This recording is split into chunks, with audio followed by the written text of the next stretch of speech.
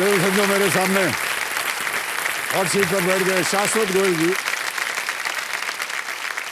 ये एक e commerce company में स्ट्रैटेजी मैनेजर हैं और ये दिल्ली से हैं।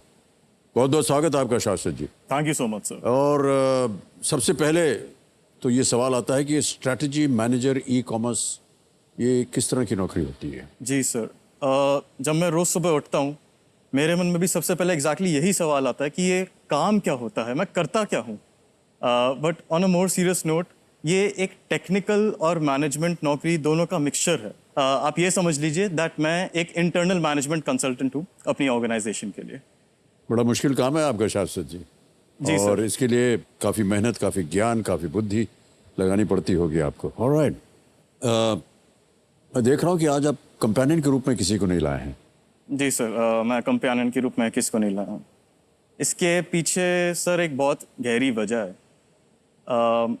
अगर मैं करीब 20-22 साल पहले जाऊँ, जब केबीसी पहली बार टीवी पर आया था 2000 में, तो जब हम रात को 9 बजे बैठते थे एज अ फैमिली, जब हम शो देखते थे, तो मम्मा हमेशा मुझे कहती थी कि उनका सपना है कि उनका बेटा एक दिन हॉट सीट पे जाए।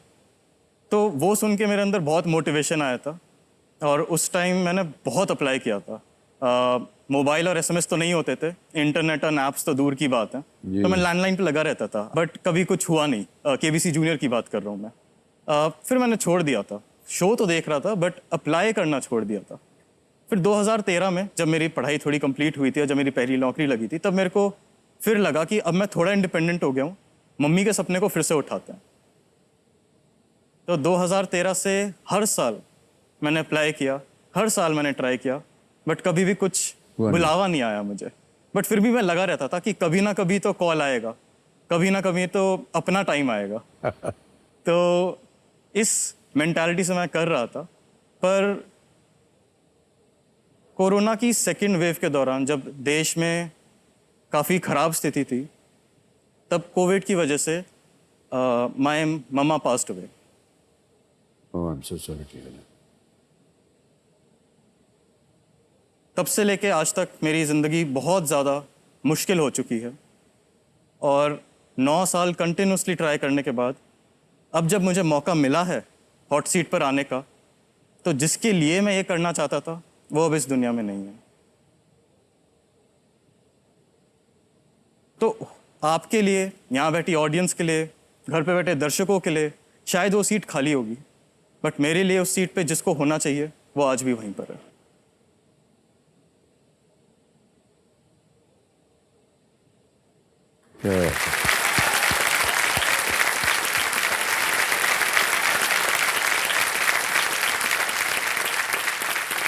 मैं ऐसा मानता हूं कि जब परिवार का कोई सदस्य चला जाता है तो कहा जाता है कि कुर्सी खाली हो गई। खाली कभी नहीं होती है कुर्सी। जी सर। कहीं ना कहीं वो हमेशा उस कुर्सी पे रहते हैं, अपना आशीर्वाद देते रहते हैं। और मैं ऐसा मानता हूं कि आज भी वो आपके साथ यहाँ बैठ करके अपना आशीर्वाद दे रही हैं आपको। ऑल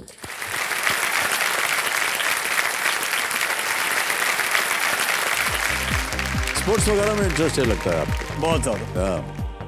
तो सबसे ज्यादा क्या देखते हैं आप? सर जब छोटा था तब तो सिर्फ क्रिकेट देखता था, हाँ, जी। क्योंकि सिर्फ वही समझ आता था। बट जैसे जैसे बड़ा होता गया तो काफ़ी सारे स्पोर्ट्स में इंटरेस्ट बनता गया। तो अभी तो cricket, football, formula 1, tennis, badminton, वाह, काफ़ी सारे स्पोर्ट्स को फॉलो जी। करता हूँ। हमारा भी कुछ ऐसा ही मन हो गया है। अभी कोई सर बुरा न माने, सीरियल वगैरह हम देखते नहीं हैं, जाके सीधा स्पोर्ट्स चैनल लगा जी, देते हैं। सेम इसमें हियर, कुछ सर। ना कुछ आता रहता है। क्रिकेट है, फुटबॉल है, बैडमिंटन, टेनिस, और ये सारी चीज़ें बड़ी रोचक होती हैं। ऑलराइट, जब भी हम सोशल मीडिया पे बात करना शुरू करते हैं किसी के साथ, तो न जाने किधर से एक ऐसा ठुंग करके कुछ ऊपर आ जाता है, पॉपअप। जी। तो ऐसा क्यों होता है, पहली बात तो ये। और उनको कैसे पता चलता है कि जो हम बात कर रहे हैं या जिस विषय पे बात कर रहे हैं उसी से संबंधित तो पॉपअप निकलता है? मान लीजिए कि हम किसी से बात कर रहे हैं कि भैया आज खाने पे कहाँ जाने वाले हो, क्योंकि सर ऐसा लग रहा है कोई पिज्ज़ा विज्ज़ा खाया जाए, ये तट करके एक पिज्ज़ा का पॉपअप हो जाता है। उसको कैसे मालूम कि हम बात कर रहे हैं पिज्ज़ा के बारे में? सर ये आपने बहुत ही इंटरेस्टिंग क्वेश्चन पूछा है। अच्छा जी। सुन रहे हैं भाई साहब? ऑलराइट। सर होता क्या है कि जब भी हम अपने फ़ोन पे, मोबाइल पे कोई भी नई ऐप इंस्टॉल करते हैं तो पहली बार जब वो ऐप चलती है तो हमसे बहुत सारी परमिशंस मांगता है। हम क्या करते हैं, हम जल्दी में सबको यस यस यस करके आगे बढ़ जाते हैं। हाँ, इतना लंबा चौड़ा होता है, कौन पढ़े उसको? Exactly sir. तो उन परमिशंस में होती है, can I access your location history, can I access the photos in your gallery, can I access your contact details. एक परमिशन होती है, वो कहता है कैन आई मेक कॉल्स और स्लैश रीड एसएमएसेस। तो जब हम कॉल करने की परमिशन दे देते हैं आपको, हम क्या कर रहे हैं, हम इनडायरेक्टली ऐप को ये परमिशन दे रहे हैं कि वो माइक्रोफोन को एक्सेस कर सके जब जब हम उस ऐप को इस्तेमाल करते हैं। तो क्या होता है, जब भी हम उस ऐप को यूज़ कर रहे हैं वो हमारा सारा ऑडियो रिकॉर्ड करता है, उसको एक क्लाउड सर्वर पे अपलोड करता है। बैक एंड टीम उस डेटा को, एनोनिमाइज डेटा को एनालाइज करती है और इसके बेसिस पे आपकी एक बहुत ही क्यूरेटेड प्रोफाइल बन जाती है। तो ये तो बस एक बार हुआ, ऐसे 10 लाख 20 लाख 50 लाख बार होता है और इतना एक्यूरेट डेटा होता है उनका कि आप क्या सोच रहे हैं वो आपसे पहले ही प्रिडिक्ट कर पाते हैं। तो इसीलिए ऐसा होता है कि अगर आप बात कर रहे हैं किसी दोस्त से और आप कह रहे हैं कि भूख लगी है, कुछ खाते हैं, तो उन्हें पता है कि अमित जी को पिज़्ज़ा बहुत पसंद है। तो उसी टाइम पे अगर आप कोई सी भी ऐसी ऐप खोलें या फिर किसी भी पिज़्ज़ा प्लेस का एक ऐड दिख जाएगा। तो ये उसके पीछे की साइंस है। सर ये तो बहुत खतरनाक चीज बताती है आपने। बट इसमें एक सिल्वर लाइनिंग भी है, वो ये है कि there is always someone out there who is listening to us. तो हम कभी अकेले नहीं हैं। लेकिन हम नहीं चाहते कि वो सुने हमारे बात। कैसे रोका जाए? ऐप्स को अनइंस्टॉल कर दीजिए और जैसे हम पहले रहते थे बिना मोबाइल के, वापस उसी ज़माने में चलते हैं। अच्छा, ये सारा कुछ जो है रिकॉर्ड हो रहा है? जी, बट एनोनिमाइज्ड रिकॉर्ड हो रहा है। उन्हें ये नहीं पता कि अमित जी क्या बात कर रहे हैं, उन्हें ये नहीं पता कि शाश्वत क्या बात कर रहा है। उनके लिए हम बस एक नंबर है। पर वो नंबर से तो पता कर लेंगे ना? नहीं, एक वो आईडी सिम है। कार्ड लेते समय सब देना पड़ता है ना? फोन कौन नंबर है नहीं। आप, आपकी हाइट क्या है, कहाँ रहते हैं आप मेल है कि फीमेल है, नहीं, एक आप यूनिक, रोबोट हैं कि नहीं, ऐसे सब आता है ना? एक यूनिक आइडेंटिफाइड टोकन है जिससे हम वापस नहीं एस्टैब्लिश कर सकते कि ये अमित जी की बात हो रही। अच्छा, नहीं सर, ये बातें समझ लेनी चाहिए, वरना बड़ी गड़बड़ी हो जाएगी लाइफ में। ओके, जितने भी हमारे दर्शक कार्यक्रम देख रहे हैं, भाई साहब शाश्वत जी की बात मान लीजिएगा, बहुत ध्यान से पढ़िएगा terms end of the agreement. Okay, social media पे आप एक्टिव हैं कि नहीं शाश्वत? सर मैं सोशल मीडिया पे बिल्कुल एक्टिव नहीं हूँ। बहुत अक्लमंदी कर रहे हैं आप। इंटरनेट पे मैं मीम्स पे बहुत ज़्यादा टाइम लगाता हूँ। ओह, मैं मीम्स देखता भी हूँ और मीम्स बनाता भी हूँ। और अगर आपकी परमिशन हो जी। तो मैं एक्चुअली केबीसी ओरिएंटेड कुछ मीम्स बनाकर लाया हूँ, तो मैं आपके साथ शेयर करना चाहता हूँ।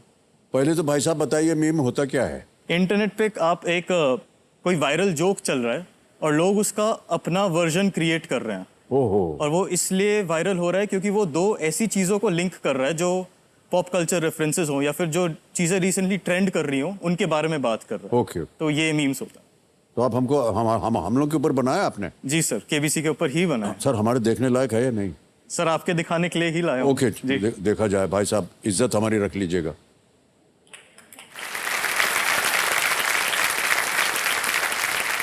यहां लेंगे एक छोटा सा ब्रेक। देवी और सजनों, आप कहीं जाइएगा मत। हे भगवान, me after studying for 1 minute.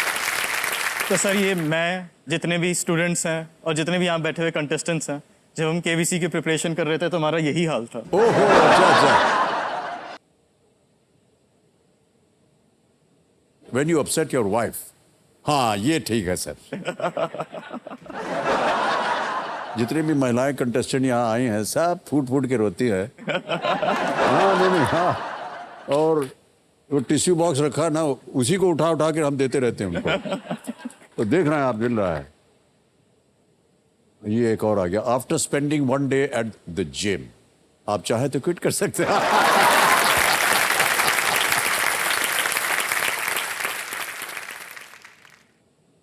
When you know that you have impressed your boss and you will get the promotion, और ये गया सीधे आपके अकाउंट में, बिल्कुल आसान और सेफ तरीके से। वाह, thank you so much sir. शाश्वत, तो इसमें बड़ी बुद्धि लगानी पड़ती है कि नहीं? जी। ये मैं घर ले जा सकता हूँ जी? खास तौर से वो टिश्यू वाले दिखाएंगे ना। Okay.